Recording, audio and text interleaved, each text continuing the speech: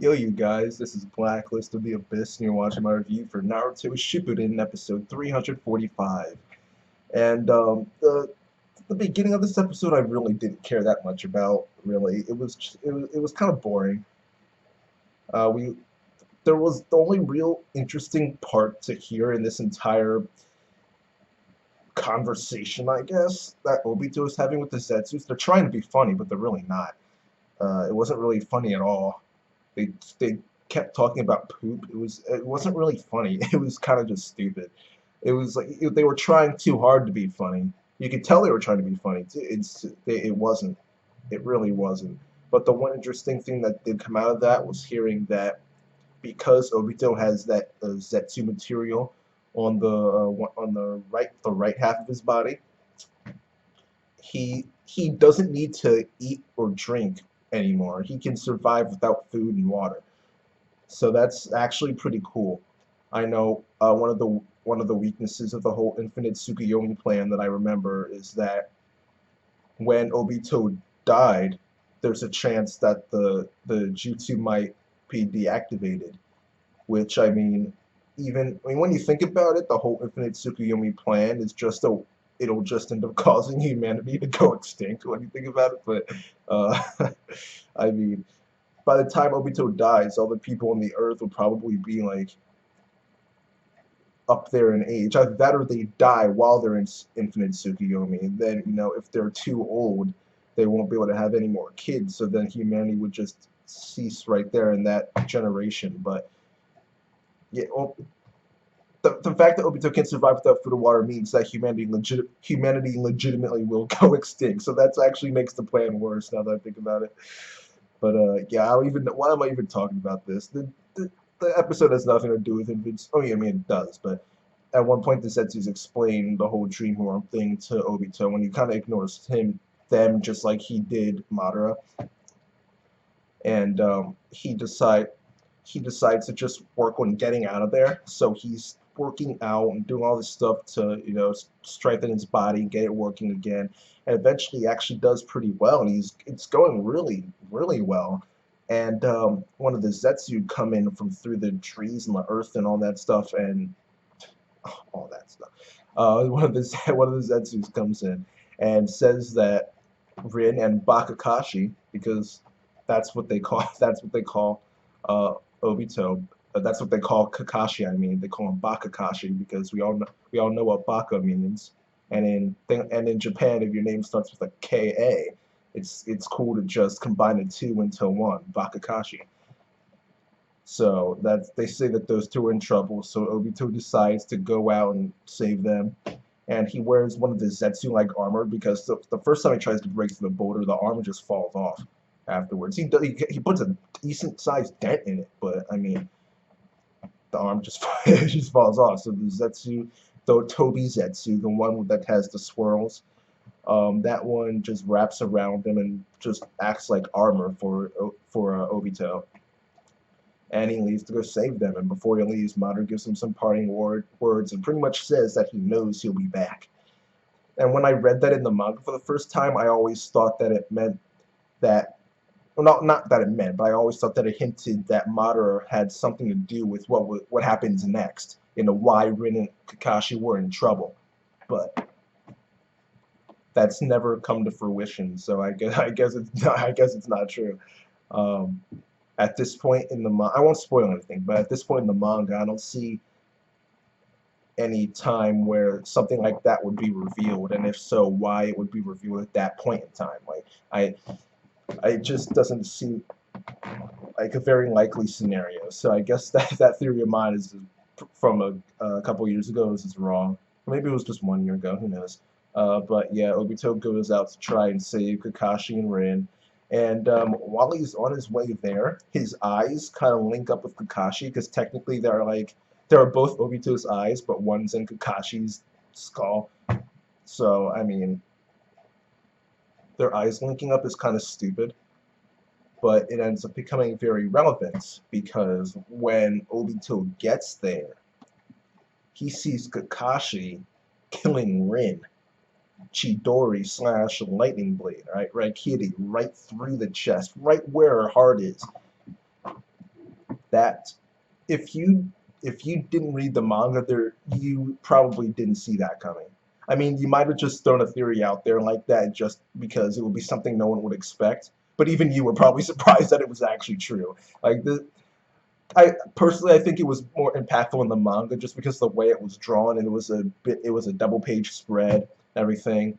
But still, it was still, if you didn't know it was going to happen, then it's still a big moment for all you anime only viewers. And that one moment kind of just shapes the rest of the series because think about Naruto as a character. These Naruto and Obito are always compared to each other, and I'm doing it too because they are similar. Naruto was taught a bunch of things by Jiraiya, and he pretty much ignored them all. I mean, if he was to think back, he could remember them, but it's not like he was exactly thinking, oh man, this guy, I need to inherit his will right now and create this world peace that he sees. That this must be my number one goal. Like he wasn't exactly like jumping up and down about it. Like he didn't really care. His reaction was like Obito's pretty much when Madara was telling the same stuff to Obito. It's just like, okay, whatever. I mean, you're talking a bunch of nonsense, but I mean, sure, if you say so, but I don't really care that much. And what happened to Naruto? Jiraiya was killed, and he fought against Nagato. Learned from Nagato how what Jiraiya was saying was in fact true about the flaws of the ninja world and everything. And this is when Naruto finally saw what Jiraiya was talking about, and he decided to do something about it, which is a major turning point in the series for me. So a lot of people look down on Pain's Invasion because of the whole Rinne Tensei reviving everyone thing, but personally I think that pales in comparison to the turning point of the series when Naruto finally accepts his fate after trying to deny it for so long, like he did against Neji. He finally accepts his role in the series and decides to change the fate of the entire world pretty much and finally stop the cycle of hatred, so. And this is when Obito has his turning point. The similar thing happens. Naruto lost Jiraiya, he loses Rin, and he finally sees what it is that Madara was talking about. But before that, he kind of just goes into this, I don't he just goes on a rampage pretty much.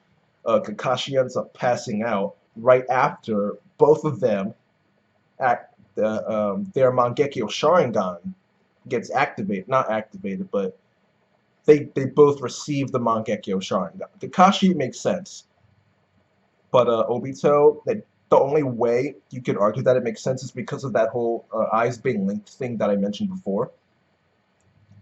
So, I mean, how it is that their eyes are linked, I have no clue. Has there been another example of that in the series where someone... Oh, no. Have there really been any examples in the series where someone took the eye of someone who is still alive, and what happened to one person's eye happened to the other person's eye too? Like, that's such a unique situation. I don't think that's ever happened before in the series. I know, like, Itachi took Shisui's eye and he could use it. Danzo had Shisui's other eye, he could use it. But Shisui is, like, it's not like Shisui's eye after he was killed or whatever. It's not like both one of his eyes turned into the Rinnegan, and then you got to see whether the other one did too. This isn't something that's been shown in the series before, so it's not. Is this a plot hole? I mean, is this something that just doesn't make sense? There's no real way to say because we've never seen something like this before. So I mean, we just have to take Kishi's word for it, I guess. Yeah, I guess eyes are linked. People's eyes are linked, I guess. Maybe that would explain why Kakashi isn't going blind, because Obito hasn't gone blind because of the whole Hashirama cells Senju DNA thing.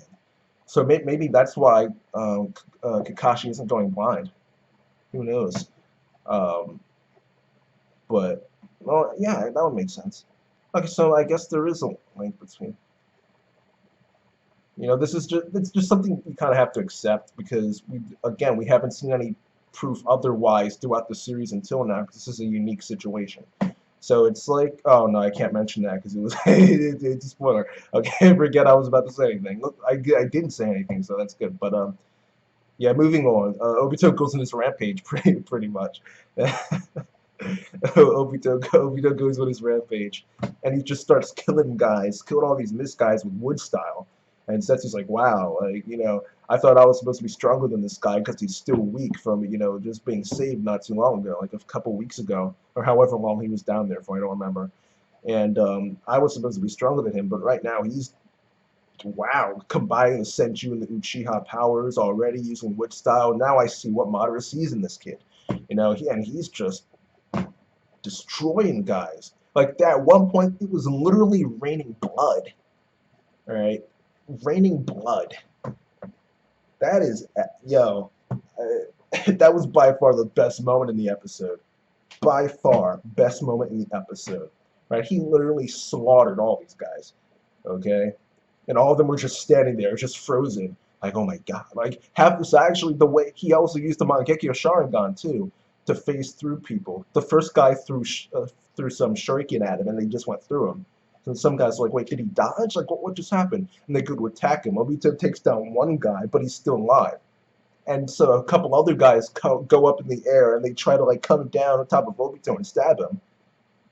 But he phases through, and they just end up stabbing their own guy.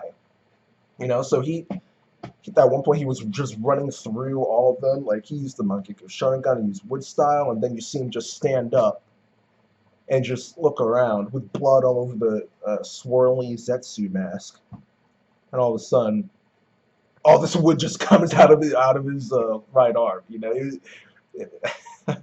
Like that's by far the most epic thing Obito has ever done so far in the anime.